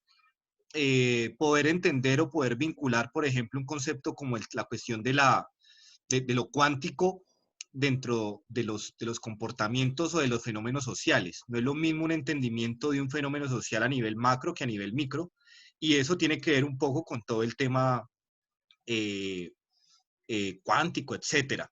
El problema no es ese, el problema en realidad no es que esté alejado o no del entendimiento, sino que está más bien alejado de las herramientas que nosotros tenemos para acercarnos a eso. Pero por supuesto, si uno se pone a ver, por ejemplo, la vanguardia de las ciencias sociales, en los sitios pues donde son los duros, donde se genera la teoría pura y dura, uno se va dando cuenta que cada vez se está vinculando, se está buscando más el acercamiento entre ciencias exactas y ciencias sociales. Pero sí, es más eso, nos cuesta mucho porque además la experiencia formativa, digamos, de nosotros en las ciencias sociales ha estado más referenciada por conceptos de la psicología, de la historia, de la literatura, de la neurociencia, etcétera, etcétera, etcétera. Sí, es más porque no es difícil entenderte, Andrés, con los grises. No porque no sea cierto, sino porque se nos dificulta con las alternativas que tenemos. Bueno, mis queridos compañeros, yo creo que podemos ir cerrando este encuentro del día de hoy. A ver, yo pongo la camarita. A ver. Hoy estuve alternando con el tema de la cámara para las intervenciones suyas porque me he dado cuenta que cuando quito mi cámara los puedo escuchar mejor. No se escucha tan entrecortado. Entonces fue por eso, pero igual estaba aquí todo el tiempo. Nada, igual que siempre, agradecerles. Me disculpan, esta semanita cuelgo los 2 videos que faltan, el de la semana pasada y el de hoy. Porque he tenido pues un poquito ahí de trabajo. A ver, Dios